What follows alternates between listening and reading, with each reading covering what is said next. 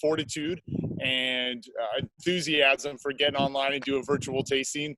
Obviously, it doesn't quite beat the real thing, but Joe and his team were kind enough to put the wines in little teeny tiny bottles for you, and we got that done. So at least we get to actually have a virtual tasting, which is outstanding. So I don't have to sit here and read you a bunch of my tech sheet tasting notes, which is pretty boring on the whole. So I appreciate everybody tuning in, and Joe, to your team at Glunz, Bill Mathis, Alicia, thank you guys for helping this together, first and foremost. So again, I'm Jesse Lange. I'm fortunate enough to be a second-generation wine grower and winemaker here in my family's Dundee Hills estate. We are kind of smack dab in what I call the first concentric circle of Willamette Valley and Oregon wine. We moved here, my folks moved here in 1987 with nothing. And I think we were the 28th bonded winery in the state of Oregon, and now there's over 1,000 labels. So I've been really part and parcel to the evolution and the growth of our industry. It's been quite a ride from, you know, where you can't grow Pinot Noir in the Willamette Valley to now you can travel any city in the world, and be pretty remiss not to have Willamette Valley wines on the list. So it's really fun to see where we've been and where we've come and where we are today in 2020. Specifically, I'm giving you guys a call from our Red Side Vineyard. So this is one of our 3 estate properties here in the Dundee Hills. This is a live certified sustainable vineyard, also salmon safe, that we planted in 2007 and 2008. That's actually Pommard clone Pinot Noir behind you. We're sitting at about 350-foot elevation, while the winery itself, the production facility, is very close. It's about a quarter mile up the hill. It's 750 foot. So not quite contiguous, but we farm another 45 acres up there. So all told, we have about 60 acres here in the Dundee Hills.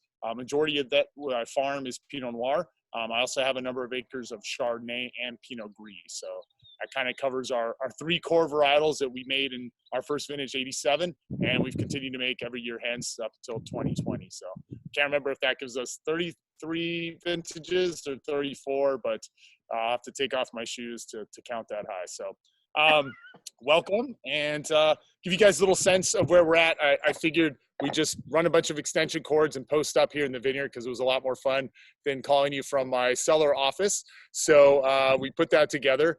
Got a 5-liter bottle that I drank just before the show of Freedom Hill, and then my daughter's tractor. So it's a John Deere for real.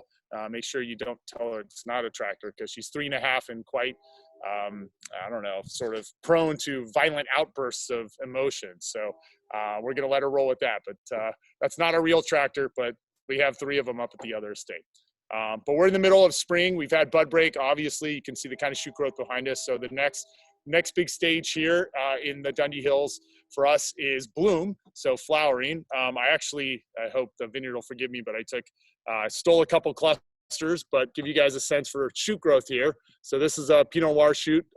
Actually took this off the trunk, so we're actually doing head pruning and cleaning and kind of debudding right now. So we're moving doubles throughout the canes, cleaning up the trunk. I like to have a lot of airflow because we're organically sprayed and certified sustainable. We have to do a lot of work by hand. So we have about 1,100 plants per acre. So this property here is 10 acres. Do the math, that's a lot of plants. So every one of those plants is touched like 25 times during the whole growing season. So I'm really fortunate. I got a great team that works with me I oversee all the viticulture, but they do all the work really. So you guys can see pretty good shoot growth here, good internode length. And then these are just little formative clusters. You guys can see that. So all those little guys, I'll turn that around, are going to be grapevines. So it'd be nice. Hopefully 90-gram clusters of Pinot Noir here come the fall, and we'll be tending that all year. Usually one to 1.5, 2 clusters per shoot, and probably crop around 2 to 2.25 tons an acre here, and monitor it all the way through. So I get to farm 85 blocks in the Dundee Hills. It's a lot of fun to kind of get to know them very specifically. Each block has its kind of unique thumbprint and profile, and we farm everything separately and everything segregated because we kind of believe really that you don't have a chance to improve anything if you don't understand it. So we really start with our kind of micro farming and kind of create a feedback loop between the vineyard to the winery, and then from the winery to the vineyard. So we're able to tune those dials very specifically. With enough experience, I think you coax the best the best farming out of each block. And then you're really informed by the wines that you've made over the years to apply that experience moving forward. So that's been a lot of fun. And if you guys came to the winery, which I hope you do here soon, maybe this summer, when you come out, we'll be able to literally barrel taste like 300 different Pinot Noirs, because every barrel in the cellar is an expression of a single block of fruit. And I can tell you the provenance of every 60-gallon barrel of Pinot Noir. It can tell you which vineyard, soil type, elevation aspect, date of planting, clone, rootstock, and trellis system, when we picked it, all the fermentation kinetics, French oak that it's been in its whole life, be it Allier forest or Transe forest or 3-year-old French oak or 3.5-year-old French oak. So all these different things kind of go into the expression of Pinot Noir, and we really try to have a kind of a micro approach to winemaking. Even though we are 20,000, just a shade under 20,000 cases, which is a little touch bigger than 900 we started with in 1987, we're still able to know every single barrel in the cellar, and I think that affords us an opportunity to still be very intimate with the wines. And I pretty much barrel taste probably every 4, maybe 4.5 weeks this time of the year. But as we get into the fall, we start to get a sense for where our blends are coming from. Barrel taste even more up there. So this isn't just a background screenshot here. I'll put my iPhone over here. So yeah, a little windy today. About 75 degrees. I jokingly say it's just another rainy day in Oregon. And although Alicia, who's in the crowd there, we did a little tasting with some of the folks for the American Wine Society there in the greater Chicago area. And it was really hilarious because it was dumping down. It was like a 30% chance of showers, and I was absolutely drenched. So it was quite a different experience that we're having today. So definitely spring weather. And just getting off to our growing season, and thankfully the farming doesn't stop when COVID takes over. So we're still rocking the tractors and making things happen in the vineyard here. So does everybody have wine? Yeah, good. Okay. Well, maybe we could take everybody through the wines. I'll give you a little background on our history in the Valley. Like I said, we started in 1987. My folks did, Don and Wendy Lange, and we were some of the pioneers, of course, for Pinot Noir and Chardonnay, but Pinot Gris wasn't really a known thing in the New World. So we had the opportunity to purchase some fruit from a neighboring vineyard in 87. My folks did so, and when we crushed that first berry of Pinot Gris, we were literally the 4th producer of Pinot Gris in all of North America. So you've kind of seen the transition and the evolution for that varietal being sort of an unknown white varietal here in the United States. And Oregon definitely helped kind of set the tone and set the bar for Pinot Gris. So it's something we've been making for 33 years. This wine here is our 2019 Classique. So I bottled this wine fairly early. So this is about a late February, early March bottling for us. So it's a brand new release, being 2019. And stylistically, the Willamette Valley tends to call our Pinot Gris, not Grigio, but Gris. And a lot of that has to do with our latitude, being at the 45th parallel here. A lot of it has to do with our soil types, being pretty old, 25 million years volcanic, like we have here at Redside, and then 50 million years old that we have down at our Freedom Hill Vineyard, marine sedimentary subtype called bell pine soils. All those things kind of factor into the style of Pinot Gris that we make. And for us, this is 100% free run juice. About 80% of it's fermented in micro stainless steel lots. And then 15% what I call responsible use of French oak. So a lot of 130-gallon French oak puncheons. We probably have like 50 French oak puncheons. They're big 500-liter barrels. They're kind of a pain in the ass to move around, but we really like them. Some of them are up to 15 years old. So they have a degree of what would be considered very neutral.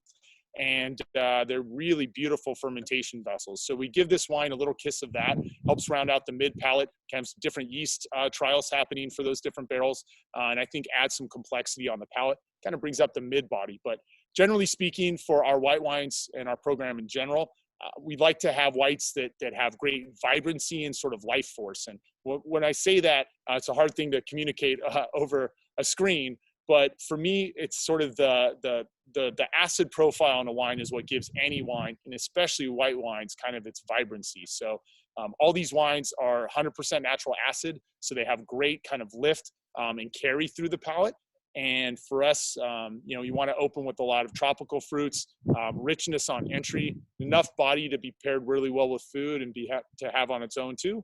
But then I think really that finish on the wine is where you separate really good wines from great wines. So the Classique is a style that we've been making for 30 years. And again, that's predominantly Dundee Hills fruit from here, our estate vineyard, and then also my buddy Paul Durant, who farms on the south-facing slope of the Dundee Hills from Durant Vineyards, which was planted in the early 70s. So some really old vine, really class act, blue ribbon vineyard sites go into the fruit sourcing here. I'm so parched. Does anybody have any questions?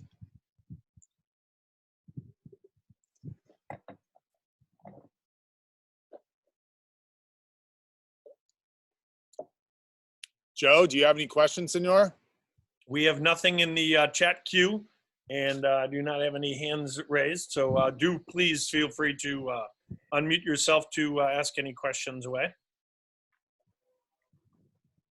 Jesse, can you talk about the difference between the Pinot Gris Classique and then kind of what you do as the tiers go up from there? Yeah, so the difference in the Pinot Gris styles, they're not so much qualitative differences as they are more stylistic. So what we, for lack of a better term, we call our reserve Pinot Gris, which is fermented in those entirely, we clip now about 90% neutral French oak puncheons and then 10% in concrete. So we're using a number of concrete vessels, be them cubes or concrete cones and eggs. So that actually allows us to have more variability in our fermentation vessels, which I think adds some complexity. And that reserve Pinot Gris tends to have a little bit more, I think, kind of tropical components on the palate and a little bit richer mouthfeel. So it tends to play a little bit more in an Alsatian kind of paradigm than the Classique, which I think has more of that racy straightforwardness on the bright acidity and the kind of vibrancy on the finish. Hey, Jesse, I see here on the tech sheet, you're sourcing from the Durant, Yamhill, and Tequila vineyards. Could you speak to what each vineyard offers to the blend? Yeah, that's a great question. For the 2019, so all three of those sites are all Dundee Hills, so right here in our backyard. The Durant Vineyards was planted in the early 70s, so I actually have a Zoom tasting meeting with my buddy Paul at 5 o'clock later today, so I'll give him some props from you guys. But the Durant family's been around a long time. They have like 150 acres there, which you guys know it's kind of next to Sokolblosser. And kind of below Domaine Drouin. So it's really close to here, but it's more on that south-facing slope. The Pinot Gris from that side is old vine and produces some really lovely characters. It tends to get a little bit riper faster than this estate here. And then Tukwila isn't that far. It's just a little bit west of here. Our wine club manager, Hannah Miller, her family started Tukwila Vineyards, I think 29 years ago. So it's old vine Dundee Hills Pinot Gris as well. So for us, kind of like in the blending, we'll keep everything separate, as I mentioned, kind of segregated through the whole process. And only when we feel like we really understand a given block or a given vessel of wine will we start to understand how those puzzle pieces fit together and how they overlap to make the best possible blend. So for me, the Durant tends to bring a lot of like soft, sort of generous, kind of ripe pears, a little bit lower on the total acidity, the TA, the pHs. You have to be a little careful about watching them move up a little too fast. So making sure we pick with vibrancy there is key. I typically pick Durant Vineyards like right around 21.3, 21.5 bricks, which isn't exactly fermentable sugars, but it's kind of what I look at. And then for a pH there, we're looking at kind of low 315, 320, kind of right in that realm. But we harvest every block separately. So when I say those are pretty big generalities, because we'll be sampling very heavily in the fall, and we'll be picking based on kind of that triangulation of flavor, which is the most important thing for me for picking. So Tukwila tends to bring a little bit more tropical fruit. I might push the bricks on that a little bit more, like maybe a high 21s.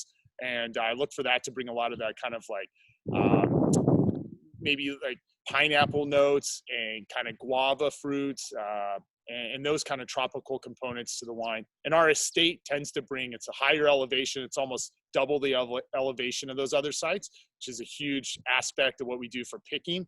It's a huge component of that. So we'll typically pick our estate kind of last of those 3 sites. And that kind of brings that real, I don't know, that core kind of acid profile, gives the wine a backbone. And I think we sort of piece everything around that. So the estate kind of brings a lot of that scaffolding and a lot of that tension in the wine, which we really enjoy. So I forgot you guys had the tech sheets. I got to be careful what I say. Is that a good thing to have tech sheets in front of everybody, or should we just keep them in the blind until we? Oh no, I'm just kidding. It's all good. I'm just sure there's other things on those tech sheets that I'll leave out, or maybe I'll speak over it or whatnot. But it's all good. We all know how tech sheets can be written by PR companies and PR people in some situations. So you never know really what's going on. I always love when it's the label producer that's actually doing edits on the descriptions. Like, what? No, it doesn't taste like blueberries. Yeah, I know. Yeah, tasty notes. My least favorite exercise of everything. It's like, I'm going to tell you what you're supposed to be tasting. Like, I don't know. I just thought that was very ostentatious to be able to pretend like you know what somebody else's palate's going to interpret a wine. All right, should we go ahead and move on to a little bit of red wine? Yeah, absolutely. So Pinot Noir. So this is our Classique. You guys are trying our 2018 Classique Pinot. So this is our current release. A little for the vineyard, pour some out from our homies there. And this is our current release Classique Pinot Noir. So I kind of mentioned earlier on that we have like almost 300 different barrels of Pinot Noir. This is a blend. It's 100% North Willamette Valley fruit, 100% free run juice, predominantly from our estate Dundee Hills, and then Freedom Hill, which is our 2 top vineyard sites, to the hopefully Blue Ribbon Grand Cru sites in the West Coast. So this blend is kind of our earliest release Pinot Noir. Tends to be kind of play in really a nice, well, generally speaking, the Classique tends to play in a nice spectrum of Pinot Noir flavors. It's got some nice red fruit components, some really nice spices. This 2018 is a little bit of a harbinger, an expression, obviously the vintage 2018 in that growing season, but this tends to have a little bit more structure than maybe some of our other Classique bottlings through the years, just as a profile of the vintage. So I think it has a lot of dark fruit, has some nice tannin structure, which we really like for our style of Pinot Noirs. We like them to have a little bit more, I don't know, shoulders and a little bit more kind of depth. And this one, I think, showcases that really well. So this is, I think we made about 3,400 cases of this wine. So it was not a huge blend for us, but really happy with the way it's presented. And I think it's drinking great now. So a 25% new French oak, and all the wines, like all the Pinot Noirs, it's still picked separately. We ferment in 1.5 ton fermenters. So very small open top, what we call 48S macro bins. So they're open top fermenters. So it looks like a big overblown Lego party come harvest in the fall here at Lange Estate, because we're literally have all these different fermentations happening simultaneously. Up to, we could be fermenting maybe 150 tons of fruit at one time, and all in 1.5 ton fermenters. So we hand punch them down 1 to 2 times, maybe 3 times daily, depending on how I'm feeling about the profile of the fruit. Once they're done with primary, which can take anywhere from typically 10 to 19 days, depending on the kinetics and temperature and overall sugar content, et cetera, et cetera. We'll actually hand bucket all the juice out of those by hand. So even this wine here was literally bucketed in 5-gallon increments for settling overnight, and then we'll take it to French oak in the morning. So typically for us, that process is pretty long. 2018 was actually a pretty compressed vintage. So we picked everything in a span of, I think it was like 12 days. So that was just a picking schedule. Obviously, barreling down and everything, preparation takes a lot longer, but it's fairly compressed harvest, and really beautiful wines. Reminds me a lot of 2014, a lot of 2003, 1998, some really laudable vintages that we've had in the decades here.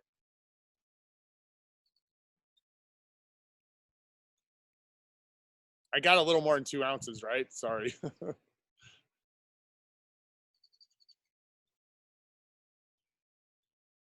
Any comments or questions on this particular wine?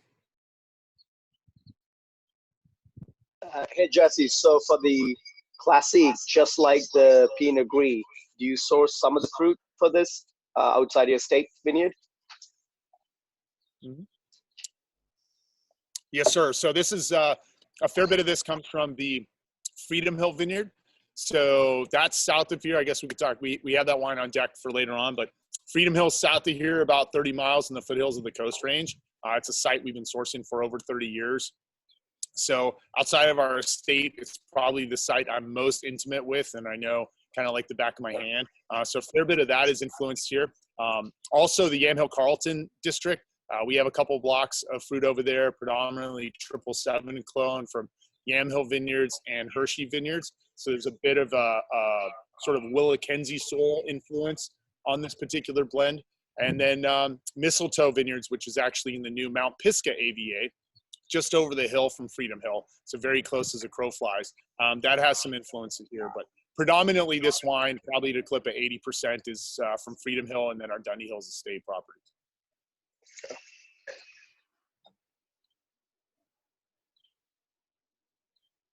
It's a pretty big wine for an entry-level Pinot Noir. And it has Absolutely. some big structure to it still. Jesse, was anyone making Pinot this good in 1987? Because I don't remember it. My dad was, but yeah, I don't know. Like, I think, obviously you hope every wine region in any business would evolve and improve. And that's something like as Pinot Noir producers, we're literally chasing terroir. So, sometimes making mistakes is the best way you learn. But I think we've made a lot of maybe significant sort of improvements when it comes, especially to the viticulture. I remember, everything we used to have on the estate when I helped my parents plant our first block in '88. We just had like a single wire system. So those canes, those trunks would come up to almost, chest high, almost 48 inches. And those canes, literally, we didn't do a lot of shoot positioning. We didn't do a lot of fruit thinning. We kind of, I spent a lot of time in my formative years, basically just, here's a hoe, go take care of weeds, and that was before I started, driving the tractor. So a lot of it was just kind of handiwork and, getting things in position for harvest. These days we're touching every vine 27 times, doing, removing doubles throughout the canopy on every cane. Really doing hands-on management around the trunks. So that's kind of where you potentially would have any humidity issues, might be around the trunks. So we're moving shoots through there. So I think a lot of those impacts in terms of the viticulture have really helped, sort of evolve our industry a fair bit. Obviously there's some amazing winemaking happening here in the Willamette Valley, but I think a lot of the real improvements have been maybe more on the viticulture side than even in the cellar. Great, thank you. Yeah, but my dad, I promise if you guys come out and taste some of the older wines that we make, my folks made, we had a 1992 Reserve Pinot Noir. I pulled out of the cellar because I hope you're like me and you're drinking some really good wine these days. And I pulled out a 92 Reserve and I was just blown away by how well it was holding up. Still great acidity on the wine. Some of those, primary fruit characteristics had folded into some secondary and tertiary notes, in losing some of that primacy of the fruit. But the wine was still very well balanced. And I was just sometimes blown away by the fact that my folks could make such great Noir that would last that long with almost no resources outside of, frankly, experience and talent.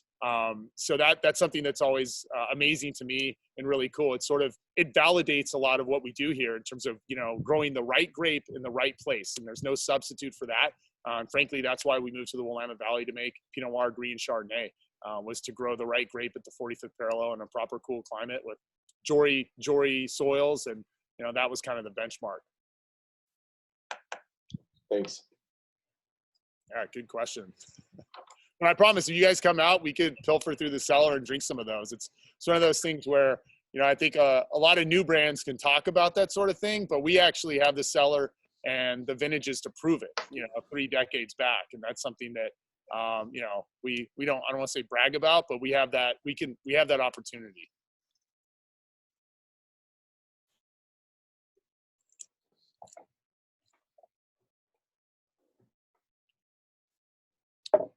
I grabbed we talked a little bit about soil. I grabbed a little bit of Jory soil for you guys. I'll try to keep it on my computer.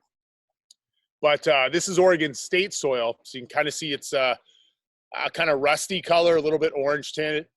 So this is literally the Dundee Hills is Oregon State Jory. And this soil is about 25 million years old. This is literally oxidizing basalt from some of the largest outcroppings of lava flows in the history of the planet here in the Northwest. And geology here is really amazing. And we talk a lot about clone and rootstock and, tasting notes and how wine is on the palate and aromatics and length on fruit profile. But soil is one of the aspects of terroir that I'm really curious about. I've spent a lot of years researching here in the Willamette Valley, and it's one of the more fascinating parts about terroir because it's one that you can literally feel. It's tactile. And I really enjoy that aspect of the farming, and I think soil type plays a huge part in the expression of Pinot Noir. And, it's really wonderful to be able to work with a varietal that can showcase all these differences from terroir and soils. And the Dundee Hills is almost 95% Jory, so it's really a marker of wines that come from this particular AVA within the Willamette.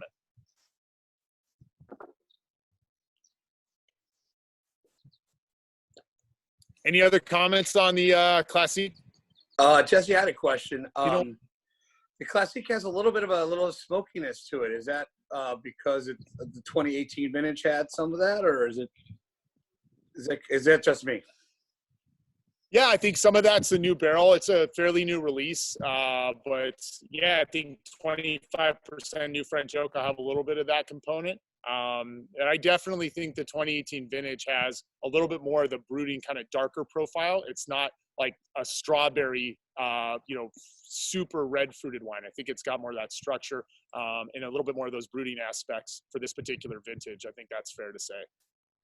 Yeah, I mean, I'm tasting the 14 now, and it definitely has that strawberry note. That's why I was kind of like a little bit more masculine in the year, a little bit more of that, like you said, brooding kind of fruit. And I guess you have a new toast level in your barrel. Is that what it is? No, not necessarily. I mean, typically every French oak barrel is its own entity. You could order the same medium plus toast from this cooper, medium plus toast from that cooper, and they would be different, almost invariably. So trying to dial that in, you really have to. That's another aspect of winemaking where there's no substitute for experience. Really being able to dial those barrels into specific lots and specific wines. Like basically, I've just put in my barrel order for 2020 for this coming fall. A vintage we don't even have bloom yet, so I don't know what the profile of the fruit's going to be. But we literally buy barrels from specific coopers, from specific forests in France with specific toast levels for specific blocks of fruit. So my barrel ordering for Freedom Hill is significantly different than it is for our estate wines. So how many different barrel types are you using? I mean, we trial stuff every year because winemakers, we don't experiment, we only trial. So all told, we probably have maybe up to 20 different types of wood. That's a lot.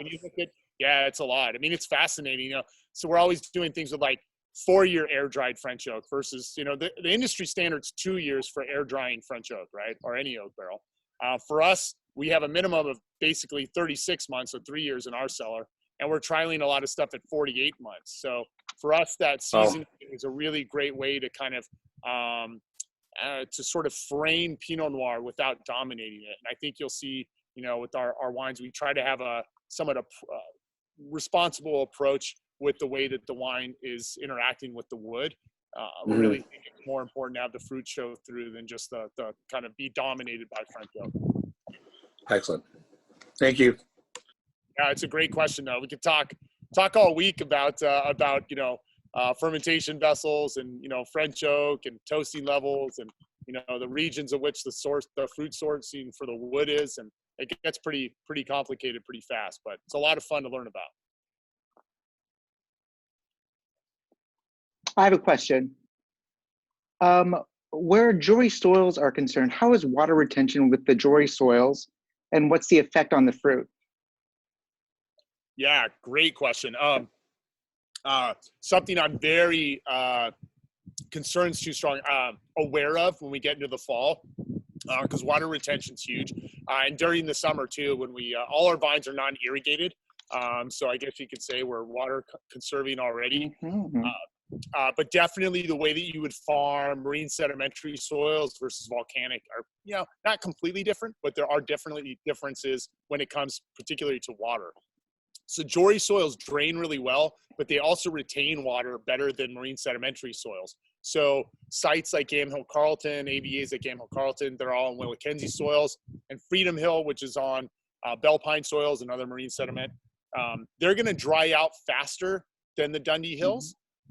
So that can be good, but that can be bad as well. So sometimes if we have a little bit of rain, maybe sometimes during the harvest season, I'll expect those vines to sort of lose water faster than it will volcanic wines. But also, if you have a very dry growing season, these soils here in the Dundee Hills, being volcanic, will retain a little bit more water. So there's sort of pluses and balances in the way that we manage our cover crop. You can see behind me here, like our Red Side Vineyard. This block here, we're basically tilling, just got disked 2 days ago. So we're disking every row up here. But some of the blocks lower on the hill here, we're actually disking every other row. So when I say we're micro farming, the cover crop management is a huge part of how we're managing each individual block to kind of put ourselves in the best position to be successful for the coming growing season. Another thing we do too is, are you using just more than just one cover crop for the different lots? Oh yeah. Yeah, we'll use different cover crops for different, nitrogen fixing for some. There's a lot of crimson clover, which I don't have right in front of me here, but we have a lot of crimson clover on the property here. So yeah, I think a lot of those cover crops are part and parcel to how you manage vigor. And vigor is one of those things that you always want to have in balance. What's that? And it's something that you have to monitor constantly because we're looking at vigor, how it plays out, not just this next year, but for 2, 3, 4 years down the line. So managing that vigor is really critical to having your vine balance be in balance to provide the best fruit. Something I've done a lot of study on the last probably 10 years. And I think I've more or less successfully evolved to be a better vineyard manager just because of paying more and more attention to our vigor. So we're actually taking pruning weights every single year in the winter when there's no foliage out there, but just the canes. We're taking pruning weights, so we measure and weigh how much growth occurred during a given growing season, and that gives us an idea of how much vigor is stored in the roots, how much vigor we can expect for the next year, and that will inform our cover crops for the coming growing season and seasons. So that's kind of how specific we get on the farming. That's fantastic. I love it. All right, Thank you very much. Move on to the next one, the Three Hills Cuvee. Yeah, absolutely. So Three Hills Cuvee. So this is our Three Hills. This is a blend we started making in 1997. And, like I said, we're always chasing terroir. So I make about 12 to 15 different bottlings of Pinot Noir every year. A lot of those are single vineyard wines. Some I do is kind of trios. I do a soil type trio here in the Willamette Valley. I do an elevation trio on our estate here in the Dundee Hills. So some really cool things. The Three Hills is kind of one of the funnest Pinot Noirs we get to craft because it's an expression of Gamhill Carlton from Freedom Hill and Dundee Hills. So we bottle all three separately as single vineyard designate wine because they're very unique and very expressive on their own. But the Three Hills Cuvee is a wine that we get to blend those three terroirs together and create a wine that I think has a lot of richness on the palate, a lot of black and blue fruit kind of components. Texturally, just within the category of texture, it's probably my favorite Pinot Noir we make every year. Sometimes it takes a little while to come around to the bottle, so sometimes it doesn't show as well as, say, our Reserve or the Classique, but it always comes around a little bit later and showcases what it has to present. So I think you guys had the 2014 bottling, yeah? So great vintage. I think, great poets don't borrow, they steal, and I'll give deference to my buddy Harry Peterson Nedry, who said, and coined the phrase of the 2014 vintage was kind of the Goldilocks vintage, right? So it wasn't too hot, wasn't too cool, it was just right. It was definitely a great vintage overall. The wines reminded me a lot of 1998, which is a vintage that had a lot of acclaim. 14 very much in the same boat. And I really just like the expression on those wines. They got great texture and good tannin basis to age extremely well too. So I expect this wine to age well into 20, 30 years. But it's definitely a blend of those three sites. And we're looking to select barrels that complement each other and have a lot of complexity. So I think the 2014 vintage is just smoking and kind of right in the sweet spot of drinking for a lot of our style of wines.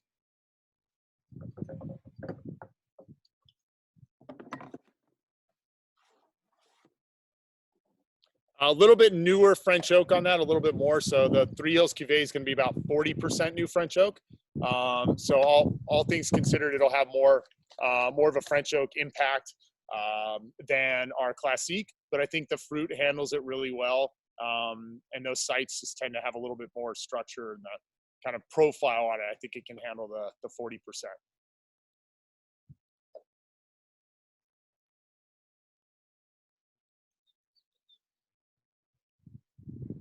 You guys see all the swallows behind me? The dive bombing. We have the same family of swallows that shows up in early April every single year. I think they're on like the 8th generation, but I swear they'll like come and sit right on the table here and chirp at me.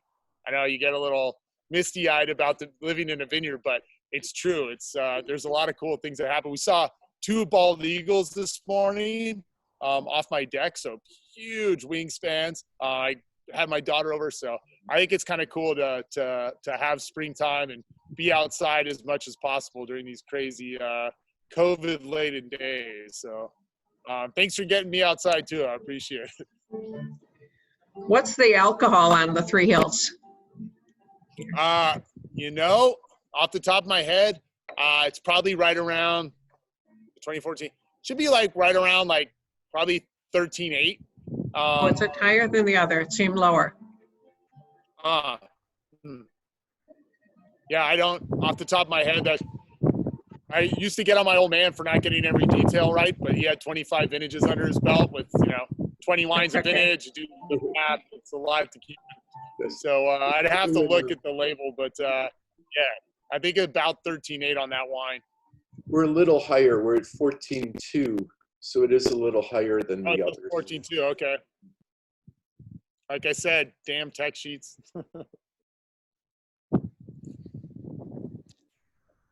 Well, that just shows it's beautiful fruit. Oh, thank you. I think for vintages, I think back in the day, we talked about making wine in 87 and, 70s and 80s here.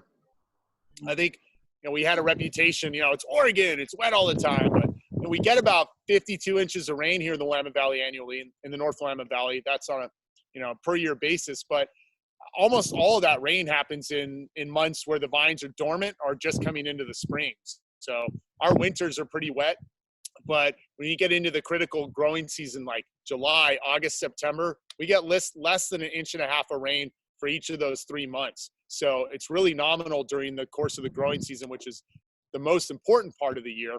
But we have great water charge in the soil, which is one of the benefits of being dry farms. So we don't have to irrigate because our soil types are able to retain that water charge, that moisture charge, and that can carry through the entire growing season. So your comment about the alcohol plays into that, because if you have soils that are drying out, you're having vines that are kind of shutting down. You have a lot of desiccation and shriveling. So we don't have to add water to the wines. We're not adding acid. So for us, it's really a matter of picking those grapes on time and having really top-notch vineyard sites.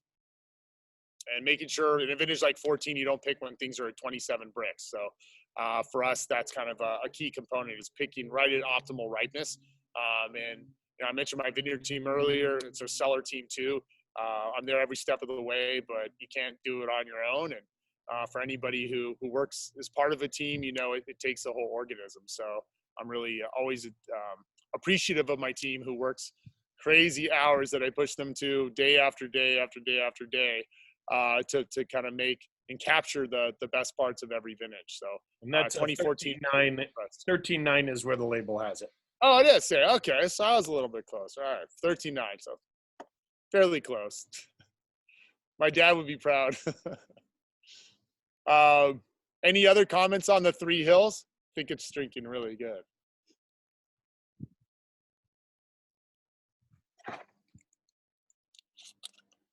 All right. Do you guys want to chat a little bit about Freedom Hill? Okay. So Freedom Hill, which is 5 liter I drank before the presentation. It's actually a 2007. And so this is a site that, when I say I'm fortunate to be second generation, this is kind of a vineyard site that I think showcases that really deeply. We started working with the Freedom Hill Vineyard in 1989, and it's owned and operated by the Duché family. And my folks, Don and Wendy, started to work with the fruit in 89, like I said, and created a relationship with Dan and Helen Duché. And we've farmed and made a single vineyard Pinot Noir from Freedom Hill every year since. My dad and Ken Wright were the two winemakers to kind of identify this site. And frankly, there wasn't a lot of knowledge about vineyards that were even south of here 30 miles. So the profile on Freedom Hill is very different. It's about 500-foot elevation. It's got about 80 acres planted. We have 10 acres of Pinot Noir in that particular vineyard site. We have generational contracts, and it's multi-generational vineyard now. I'm working with Dustin Duché, who's second-generation viticulturalist down there and manages their entire operation. So we really know that vineyard quite well. I mentioned the soil type being bell pine soils. So it's quite different in profile, not only soil type, but just in terms of the characteristics of the wine and the fruit that we receive from Freedom Hill. So it's very complementary to our estate property and the wines that we make. But I think it's a kind of an iconic vineyard, probably along with Shea Vineyard here in the Willamette Valley. It's probably the best known single vineyard here in Oregon. And our blocks there comprise of a number of 777 blocks, a couple 667 blocks, a few Wadensville blocks, and some in Pomard. So we have, and some 115 as well. So we have a nice kind of breadth of clonal material in different spots in the site there. And we'll get about maybe 100 to 150 barrels of Pinot Noir from Freedom Hill every year. So it really helps to have all those blocks separate. I'll talk a little bit about this particular bottling in 2014. So we'll pick all those grapes separately, all those blocks separately, ferment them separately, they go to barrel separately. So when we get to a wine, like any one of our single vineyard bottlings, we're not just, we could call all 150 barrels of Freedom Hill, we could bottle all as Freedom Hill. We elect not to because we don't think that's the best opportunity to showcase the very best wines from that site. So we'll only select about 20 to 25 barrels of Freedom Hill that composite to make this particular bottling, and is the Freedom Hill Pinot Noir for 2014. So the process that we go through for that is, obviously we know the block, we know each of the clones, we know what we picked, and we know all the data. But we're tasting those wines every five weeks or so, and looking for wines with a vast amount of complexity, really nice balance, great fruit components, and sort of that evocativeness of the vineyard site that you only get to know through enough. Oh, it's estate. Jesse, my bad on that. I think I misled you on that piece. So, but it's good background on the Freedom Hill anyway. So my apologies. Well, we have the estate too, so we're gonna make it. It's okay to have both. Okay, so the Freedom Hill though tends to be kind of bigger structure, more in the blue-black fruit realm, and has great sort of density and kind of that brooding character we mentioned a little bit as it parlays into the Classique.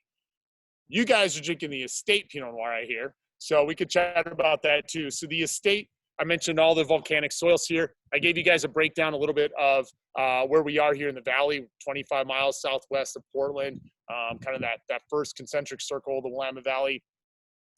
Definitely defined a lot by our micro AVA. So this site here, it's the second smallest AVA in the Willamette Valley next to Ribbon Ridge. It's definitely the most densely planted. So I don't think they're making any more south to southeast facing slopes in the Dundee Hills. We're fortunate to have the 60 acres that we do that are all perfect elevation, perfect aspects. So for me as a viticulturalist and a winemaker, there's no better ripening component than having morning sunlight. So when the sun comes up over the Cascade Range, we get 100% sunlight on all of our vineyards. So we have very cool temperatures in the fall. So it can get down into the low 40s at night. and then up to the mid to high 70s or low 80s in the daytime.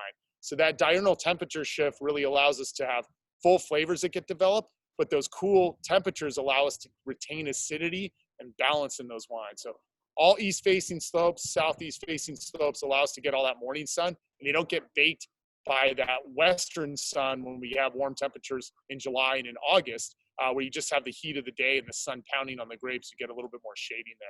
So the Dundee Hills wines for me tend to play a lot more in the kind of red fruit spectrum, have a lot of spices. My dad would always say like cardamom and cloves, so a lot of those Indian spices too. But I think they have that vibrancy of fresh fruit and sort of a little bit higher acid level than wines from sedimentary soils. I think in general, you can pretty much say that. So for me, like I always get a lot of questions like, what's your favorite Pinot Noir? And I'm always, the cop-out answer is food and mood always dictate what I want to drink, of course. But the estate wine is probably like my desert island wine. It's the wine that I would choose if I only had one bottle to choose from our property and from the wines that we make to drink. Because it's the wine that kind of fascinates me the most. And I think, arguably has the most complexity. But the process for selecting that wine is very much in the same vein as making our Freedom Hill. So it's still 20 to 25 barrels that best represent the Dundee Hills and our estate blocks of Pinot Noir.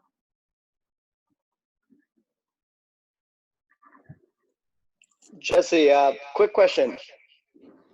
Do you put a little bit more whole cluster to this estate because it has a little bit more of that rose petal kind of lift that you find like Dujac would do with that terpenes being high? Yeah. Great question, Sean. The estate probably has just a kiss of whole cluster, but not a whole lot. I wouldn't think it would differentiate it from the other wines at all. I haven't experimented. I don't utilize a lot of whole cluster for our program. Like anything with wine and fashion, everything's come back in vogue, and we're certainly going through another cycle of whole cluster being in vogue. And I think some producers do it really well. Steve Dorner, my buddy at Christum, I think he's one of those, whole cluster whisperers. I think he does a really good job coaxing great wines out of whole cluster, predominantly whole cluster fermentations. For me, I spent a lifetime growing grapes and making wine, and I taste raki and stems every year. And every year I'm like, I don't think I want those flavors in my wines. So for us, it's not something we adhere to too much. I think some people do it well, but there's not a lot in this particular wine. But I do think a lot of those spices, a lot of those lifted characteristics that you mentioned are really just sheer terroir coming through in the glass from the Dundee Hills.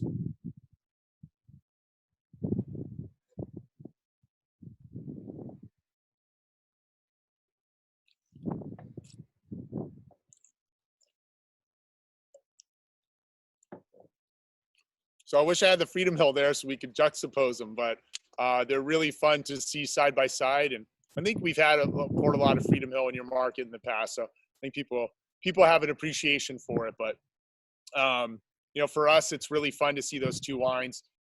We have horizontals and verticals of both of those vineyards going back almost 30 years. So it's a pretty cool thing to see them side by side every year, and to sort of craft and guide those wines through the cellar is really fun. And I know that I've talked with Dan Taylor about this, who's a huge basketball fan, as am I. And, we're talking about blending wines. It's not like you necessarily pick the best barrels every year, because the best barrels don't necessarily make the best blend.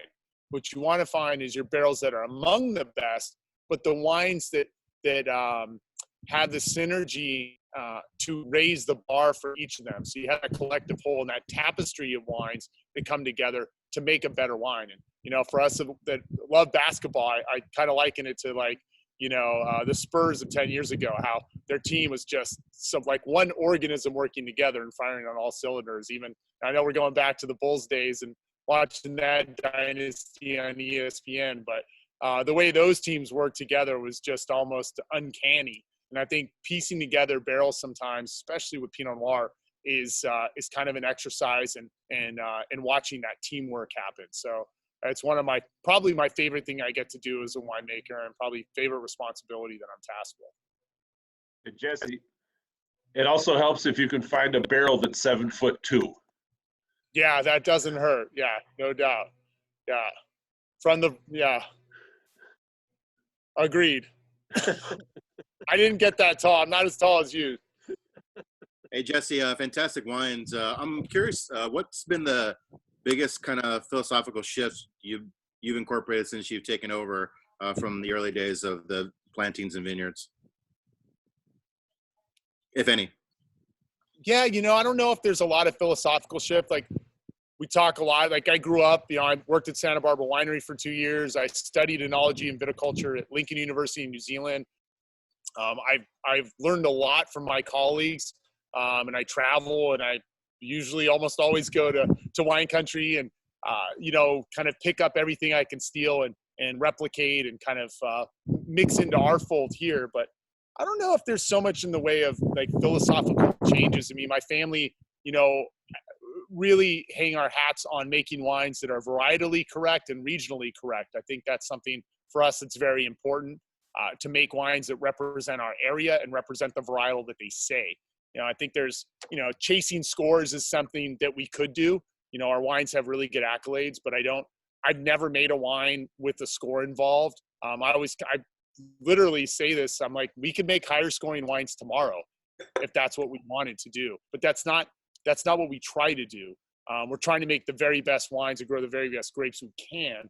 And that sounds kind of romantic, but it's very true. So, balance, structure, texture, and complexity are the 4 things I look for with the wines. And that kind of philosophy stayed pretty true year to year, decade to decade. So I take those marching orders kind of from my folks from, when I was a kid. And, it's pretty much been the same thing. But you don't want to be, opposed to innovation either. I think that's, I've experimented or trialed with a lot of different yeasts over the years to coax out different aspects of wines and try to find the right yeast for every single block and clone and rootstock and vineyard. And, we have a lot more concrete on hand now. That took a while to get going. I did a lot of focus tastings on concrete fermentations and wines. And, it's funny. We bought it. My dad's like, oh my God, it's, 15, 20 grand for this vessel. And then like 2 years later, he's like, this Pinot Gris is amazing out of this. I'm like, yeah, there you go. Good thing, because we just ordered 2 more. But it's sort of like innovation thing is important to you don't want to lose sight about that. But I don't know. I think you can manufacture a lot of wines. A lot of wines in the marketplace are manufactured. Our wines are grown, and I think that sort of difference is something that's important for us to showcase. And literally, it's pretty much just grape juice. We're not doing a lot of adding and subtracting in the cellar to make to make the same exact product every year. And that's one of those things that I think makes wine kind of challenging, but also makes it very unique and special. We put a vintage date on every single bottling, and it represents an entire growing season. So that's something that's important to us philosophically in the way we present that. Quality, of course, number one, but I think having regional and varietal typicity are not that far behind. Cheers to you. Thank you so much, Jesse. Yeah, thank you. Appreciate you tuning in, man.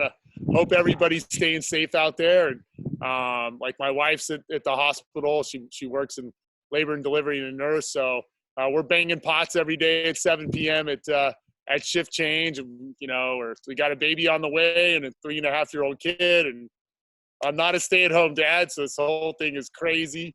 But I always, when I have the opportunity to see everybody and to share wine with you and having wine bring us all together, I think is I'm reminded of all my many blessings, and I really appreciate seeing everybody's faces and you guys tuning in. And thanks for supporting our brand and Glunz, and just stay strong and we'll get through this together. And I can't wait to share some wines with you here on the estate.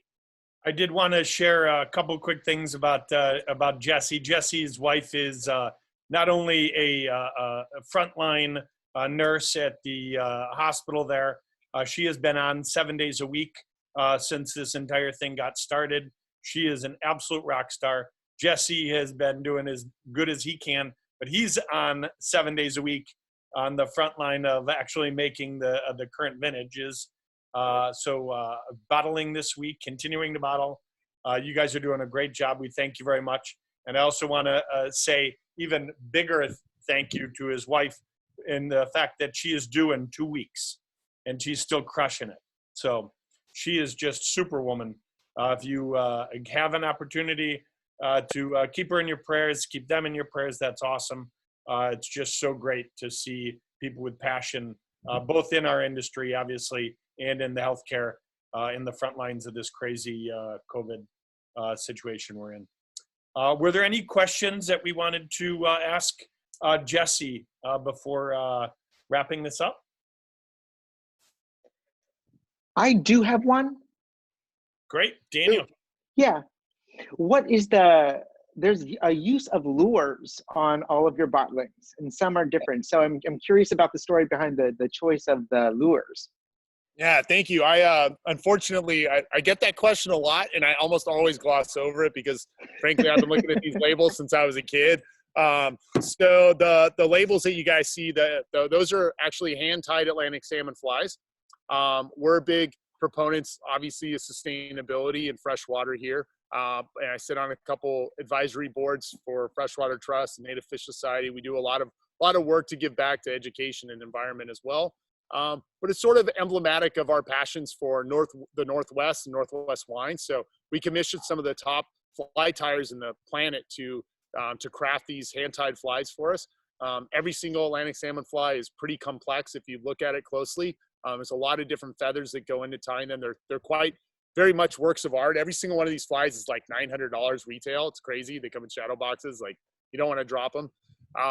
But these flies are very emblematic, and we hope kind of, sort of as unique as the wines they adorn. So we have a different Atlantic salmon fly for every wine. And I think they're just sort of they're sort of obviously our logo, but it's something that pertains to our region and kind of our passions for making great wine that is, based here in the Northwest. My sales pitch always said that these are the ones that you caught your biggest fish on. Obviously, I would. Duh, of course. Yeah. Jesse happens to be on his side, when he's not doing everything else he's doing with the family business. He's also a fly guide, a fly fishing guide, which he swears one of these days we'll get on a flat riverboat. But I don't know when that'll happen. I hope so. Yeah, next couple of years, buddy.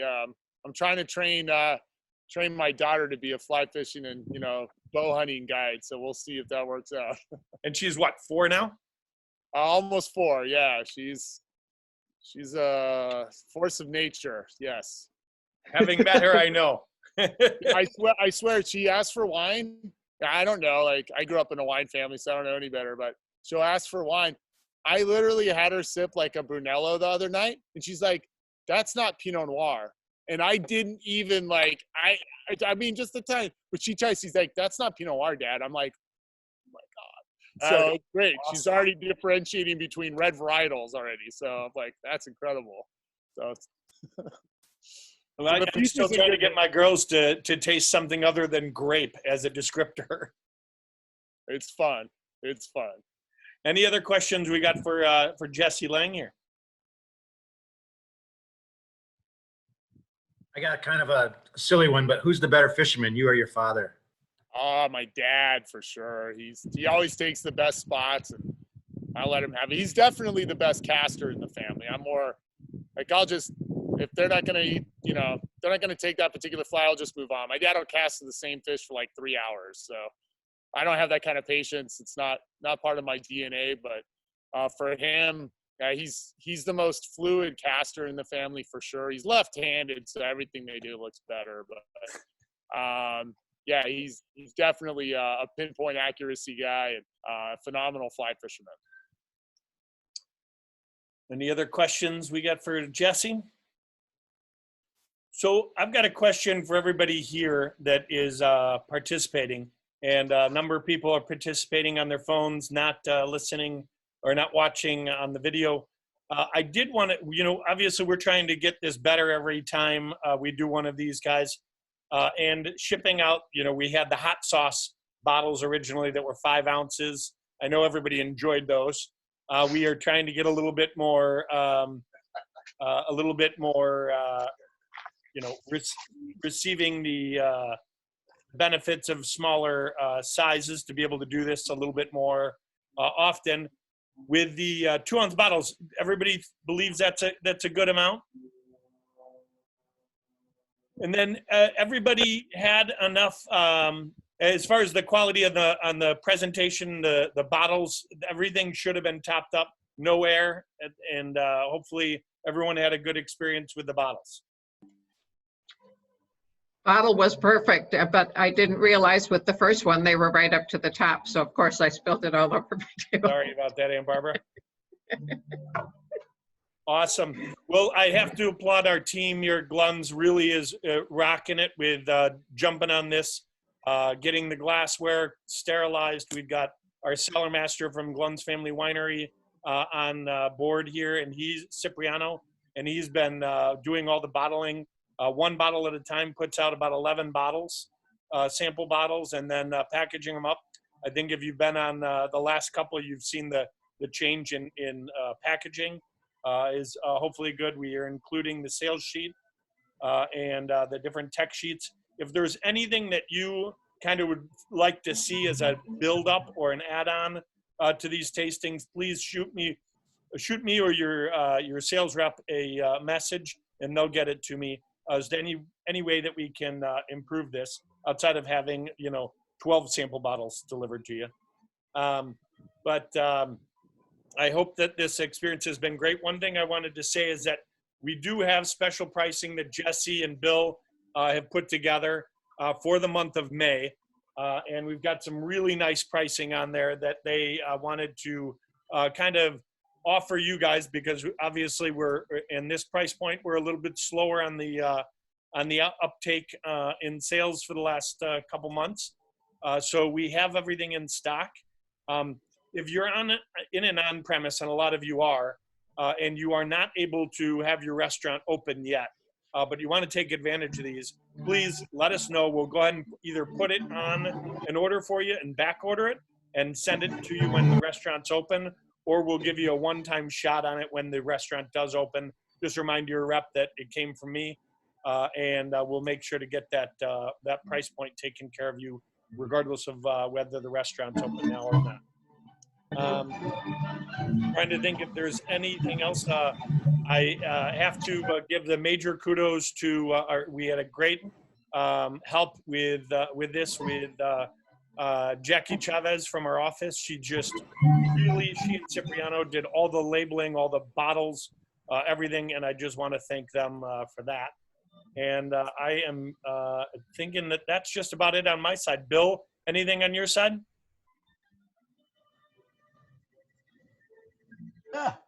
No, sir. Thanks for highlighting the pricing, and thanks everybody for taking the time to join us. Really appreciate it. Thanks, everyone. Take care. Have a great one, and be safe and wash your hands. Thanks, Jesse. Thanks, Joe. Thanks, Dan. Thanks, Jesse. Thanks, Steve. Yeah. Thank you, everybody.